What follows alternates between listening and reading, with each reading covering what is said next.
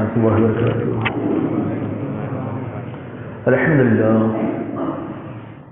لله رب العالمين والصلاة والسلام على سيد الأنبياء والمرسلين أما بعد فأعوذ بالله من الشيطان الرجيم بسم الله الرحمن الرحيم لا تحزن إن الله معنا صدق الله العلي العظيم وبلغنا رسوله النبي الكريم ونحن على ذلك لمن الشاهدين والشاكرين والحمد لله رب العالمین۔ کچھ ازمار اس سے قبل آئیے ہمارا مل کر انتہائی احترام و عقیدت کے ساتھ اپنے اور ساری کائنات کے مرکز حقیقت گنبد خضرا میں آرام فرمانے والے آقا اور محمد جناب محمد رسول اللہ صلی اللہ علیہ وسلم کی بارگاہ بے کس فنا ہوں جھم جھم کر درود پاک کا ہدیہ چوک باوزن پر محمد صلی اللہ علیہ وسلم اور محمد بعد الجود والکرم والہ الکرام بارک وسلم سے السلام علیکم یا رسول اللہ صلی اللہ علیہ وسلم۔ عزیزان ملت اسلامیہ، آج کا جو دن ہے 22 جمادی الاخر، یوم سیدنا صدیق اکبر رضی اللہ تعالیٰ عنہ، حضرت صدیق اکبر رضی اللہ تعالیٰ عنہ کے عرس اور وفات کا دن۔ حضرت صدیق اکبر رضی اللہ تعالیٰ عنہ کی صحابیت قرآن پاک سے ثابت۔ اللہ نے قرآن میں اپنے محبوب کی معیت میں صدیق اکبر کا ذکر فرمایا۔ یاد کریں، جب دو میں سے دوسرا کہہ رہا تھا، اپنے ساتھی تھے، اپنے ساتھی سے لصاحبہ لا تحزن ان اللہ معنا، یہ اللہ کے رسول صلی اللہ علیہ وسلم کے ساتھ صدیق اکبر جب یار غار بنے، غار ثور میں پناہ لی، اس وقت کے تعلق سے اللہ تبارک و تعالیٰ نے قرآن پاک میں یہ واقعہ بیان فرمایا۔ اللہ نے قرآن میں حضور کا ساتھی صدیق اکبر کو فرمایا، تو آپ کی صحابیت یہ قرآن سے نص قطعی سے ثابت، اگر کوئی انکار کرے تو کافر ہو جائے۔ حضرت صدیق اکبر رضی اللہ تعالیٰ عنہ کے بڑے فضائل ہیں، بڑے محامد مناقب ہیں۔ اللہ کے رسول صلی اللہ علیہ وسلم کا ایک جملہ صدیق اکبر کے حوالے سے اتنا کافی ہے کہ جو آخری بات اللہ کے رسول نے ارشاد فرمائی وہ صدیق اکبر رضی اللہ تعالیٰ عنہ کے تعلق سے سرکار نے ارشاد فرمایا کہ میں نے جتنے نے بھی احسان کیے تھے میں نے سب کے احسان کا بدلہ چکا دیا، میں نے ہر ایک کا احسان ادا کر دیا، اسے چکا دیا، اس کا بدلہ دے دیا، سوائے صدیق اکبر کے کہ ان کا بدلہ اللہ قیامت میں انہیں عطا فرمائے گا۔ تو صدیق اکبر کی ذات وہ ذات ہے کہ آپ نے اسلام کے لیے، اللہ و رسول کے لیے بڑی بڑی قربانیاں دی ہیں، جان کے ذریعے، مال کے ذریعے۔ اور صدیق اکبر رضی اللہ تعالیٰ عنہ نے ایسی قربانیاں دی کہ ہر کوئی دیکھتا رہا، سوچتا رہا، مسابقے کی بات سوچتا رہا کہ میں کبھی تو ابو بکر کے آگے بڑھ جاؤں، لیکن ہر بار صدیق اکبر آگے نکل گئے۔ اور ایک ایسے صحابی ہیں حضرت عمر ابن خطاب رضی اللہ تعالیٰ عنہ، حضرت عمر فاروق، وہ صحابی کے جن کی زبان پر قرآن نازل ہوتا ہے، وہ جیسا کہہ دیں اللہ قرآن نازل فرما دیتا ہے۔ لیکن حضرت عمر کو یہ ایک حسرت رہی کہ میں کسی عمل میں تو ابو بکر صدیق سے آگے بڑھ جاؤں، کسی عمل میں، لیکن پوری زندگی کوشش کرتے رہے، صدیق اکبر کی وفات کے بعد کوشش کی تب بھی ہار گئے۔ زندگی میں تو کوشش کرتے رہے لیکن حضرت عمر آگے نہ بڑھ سکے۔ حضرت صدیق اکبر کی وفات کے بعد انہوں نے ٹرائی کی کہ اب تو آگے بڑھوں، تب بھی آگے نہیں بڑھ سکے، ہے نا۔ اللہ کے رسول صلی اللہ علیہ وسلم نے جب مال طلب فرمایا کہ بھائی اللہ کی راہ میں مال خرچ کرو، جنگ کے لیے جانا ہے اور جنگ میں ضرورت ہے روپے پیسوں کی، لاؤ، جس کے پاس جو بھی ہو لے کر آئے، تو ہر کوئی لا رہا تھا، تو صدیق اکبر رضی اللہ تعالیٰ عنہ بھی گئے، عمر بھی گئے۔ حضرت عمر دل میں یہ سوچ کر جا رہے ہیں اس بار، ہے نا، ہر بار تو صدیق اکبر آگے بڑھ جاتے ہیں، لیکن اس بار معاملہ یہ ہے کہ میرے پاس مال ہے، گھر میں ویل سیٹ ہوں، اور صدیق اکبر فقر و فاقہ میں ہے، غریبی میں ہے، غربت میں ہے، ان کے گھر میں کچھ بھی نہیں۔ ٹھیک ہے، انہوں نے کیا تو کیا، پہلے ان کے پاس بہت مال تھا، بڑے مالدار تھے تو بہت خرچ کیا، لیکن ابھی حال یہ ہے کہ صدیق اکبر کے گھر میں کچھ نہیں ہے، میرے پاس بہت کچھ ہے، تو میں اس بار تو بازی مار جاؤں گا، اس بار اللہ کے رسول فرمائیں گے عمر جیسا کوئی نہیں، عمر کے جیسا کوئی خرچ کرنے والا نہیں. آج سب سے زیادہ عمر نے نمبر 1 خرچ کیا حضرت عمر نے.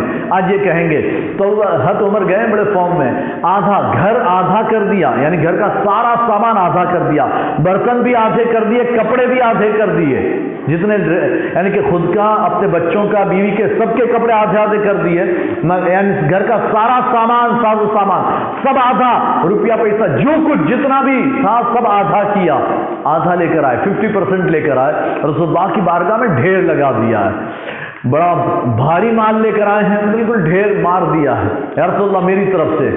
اللہ کے رسول نے فرمایا عمر بہت سب لے آئے, گھر والوں کے لیے کچھ رکھا کہ نہیں رکھا؟ بہت زیادہ لے کر آئے. کچھ رکھا گھر والوں کے لیے؟ سب اٹھانا ہے.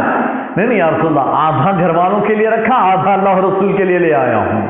آدھا رکھا ہے گھر والوں کے لیے, 50% وہاں, 50% اللہ رسول کے لیے. صدیق اکبر آ رہے ہیں, سرکار بیٹھے ہوئے ہیں, مال لگا ہوا ہے. صدیق اکبر آ رہے ہیں, وہ چھوٹی سی ایک یعنی گٹھڑی باندھے ہوئے, ہاتھ میں اٹھائے لے کر آ گئے. یا رسول اللہ یہ میری طرف سے.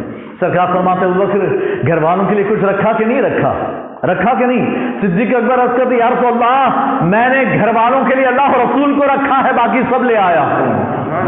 گھر والوں کے لیے اللہ رسول کو رکھا ہے, ان کے لیے اللہ رسول کافی ہے, باقی جتنا تھا اتنا لایا. یعنی رکھا ایک بھی چیز نہیں. ایک کٹورا بھی تھا نا, ایک کٹورا تھا جس میں دودھ پیتے تھے گھر والے, ابو بکر بھی, ان کی بیوی بھی, ان کے بچے بھی, سب ایک ہی کٹورے میں, ایک پیالے میں دودھ پیتے تھے. وہ پیالہ بھی اٹھا کر لے آئے ہیں. وہ یعنی کہ روٹی پکانے کا توا بھی اٹھا لائے, جھاڑو تک نہیں چھوڑا. گھر کا جھاڑو, چٹائی, تکیا گھاس کا بنا ہوا ہے نا, کھجور کی چھال کا, وہ بھی اٹھا لائے. رسول اللہ کسی مجاہد کے تو کام آئے گا ہے نا. وہ سب لائے تھوڑا, لیکن لائے سب ہے, 100% لے کر آئے ہیں. گھر میں صرف بیوی بچوں کو چھوڑا, اور بیوی بچوں کے لیے اللہ رسول کو چھوڑا ہے. سرکار فرماتے ہیں آج اچھا پھر یہ کہ صدیق اکبر نے صرف اتنا نہیں کیا نا کہ یہی اتنا ہی سامان جو تھا وہی لے آئے. جو پہنے ہوئے کپڑے تھے وہ اتار کر ٹاٹ لپیٹا, ٹاٹ میں کانٹے لگائے, اور وہ کپڑے بھی لا کر دے دیے. رسول اللہ یہ بھی لے لیجیے, یہ بھی میں نے دے دیے ہے نا. تو اب اللہ کے رسول یہ دیکھ رہے ہیں, یہ منظر, یہ باتیں چل رہی ہے. جبریل امین حاضر ہو گئے ہیں. جبریل امین آ گئے, اللہ کے رسول کی بارگاہ میں آ کر سلام عرض کیا, السلام علیکم یا رسول اللہ. سرکار نے سلام کا جواب دیا. سرکار دیکھ رہے ہیں جبریل آج عجیب و غریب حالت میں, کیا بات ہے جبریل یہ کیا ہے, یہ کیا پہنا ہوا ہے؟ ٹاٹ پہنا ہوا. جبریل نے ٹاٹ پہنا ہے اور اس میں کانٹا لگا ہوا ہے. جبریل یہ کیا ہولیا, یہ کیوں؟ بھائی فرشتوں کے پاس کمی نہیں ہے, اچھے سے اچھا لباس پہن سکتے ہیں. کہتے جبریل یہ کیوں؟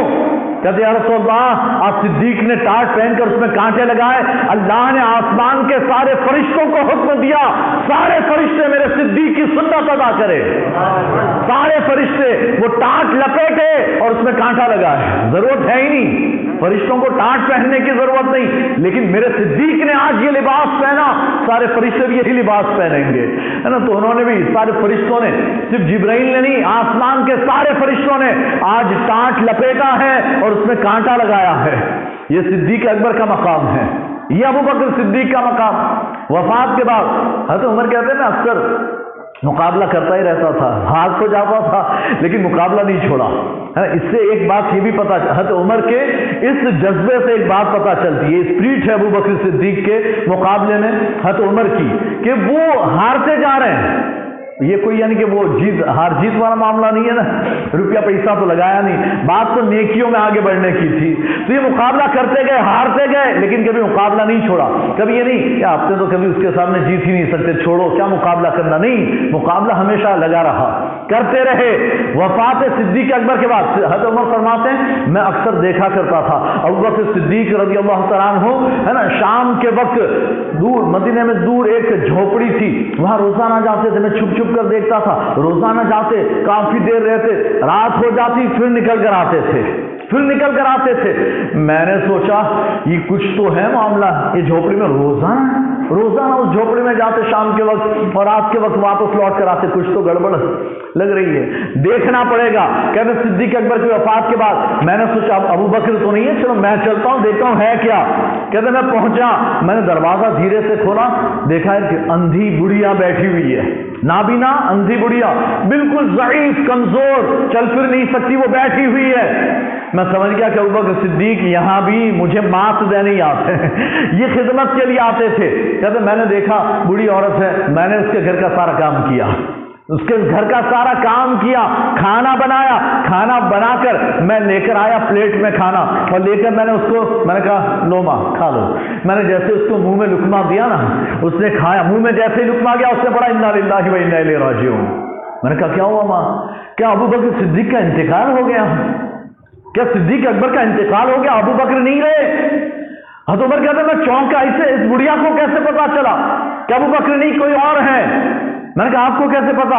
کہ روزانہ وہ کھانا بناتے تھے نا، سارا گھر کا کام بھی کرتے تھے، کھانا بناتے تھے تو کھانا بنا کر وہ پہلے اسے ٹھنڈا پھونک مار کر ٹھنڈا کر کے پھر مجھے کھلاتے تھے۔ وہ پہلے خود دیکھ لیتے تھے کہیں گرم تو نہیں ہے، آج تم نے گرم گرم ہی میرے منہ میں رکھ دیا ہے، گرم گرم لقمہ رکھ دیا، میں سمجھ گئی آج ابو بکر نہیں کوئی اور ہے، آج کوئی اور ہے۔ صدیق اکبر کہتے ہیں میں روز جاتا رہا، میں تھک گیا۔ ابو بکر کتنا کام کرتے تھے، خلافت کا کام سنبھالنے کے ساتھ ابو بکر لوگوں کی بھی خدمت کیا کرتے تھے۔ کہتے ہیں ان کا یہ کام کر کے مجھے احساس ہوا کہ ابو بکر بہت زیادہ آگے تھے، میں ان تک نہیں پہنچ سکتا، ہے نا۔ تو صدیق اکبر کی وفات کے بعد بھی حضرت عمر صدیق اکبر سے ہار گئے، ہے نا۔ یہ ابوبکر صدیق لیکن اللہ کے رسول صلی اللہ علیہ وسلم کے بڑے محبوب ہیں۔ ایک دن حضرت عبداللہ بن عمرو بلکہ حضرت عمرو بن عاص رضی اللہ تعالیٰ عنہ بارگاہ رسالت میں حاضر ہوئے، عرض کرتے یا رسول اللہ آپ کے نزدیک سب سے زیادہ محبوب و پسندیدہ کون؟ سرکار فرماتے عائشہ صدیقہ، وہ سب سے زیادہ محبوب و پسندیدہ۔ فرماتے ان کے بعد مردوں میں سرکار فرماتے ابو بکر صدیق، اس کا باپ، سرکار نے ابو ہا فرمایا، عائشہ کا ثم اس کے بعد کون؟ ثم من؟ سرکار نے فرمایا ابو ہا، اس کے والد ابو بکر صدیق، وہ مجھے زیادہ محبوب و پسندیدہ ہے۔ کہتے ہیں میں پوچھتا گیا اس کے بعد تو پھر عمر آئے، عثمان آئے، علی آئے، دوسروں کے نام آتے گئے، عبد الرحمن بن عوف آئے، دوسرے سب آئے، میں پھر خاموش ہو گیا۔ میں نے کہا میرا نمبر لگتا ہے لاسٹ میں آئے گا، خاموش ہو جاؤ، لگتا ہے میرا نمبر لاسٹ میں آئے گا، تو میں چپ ہو گیا کہ اب نہیں پوچھتا، یہ دوسروں ہی کے نام آ رہے ہیں، میں سمجھا تھا میرا بھی آ جائے گا، لیکن آیا نہیں۔ کہ میں خاموش ہو گیا، پتا چلا سرکار کو صدیق اکبر سب سے زیادہ محبوب و پسندیدہ تھے۔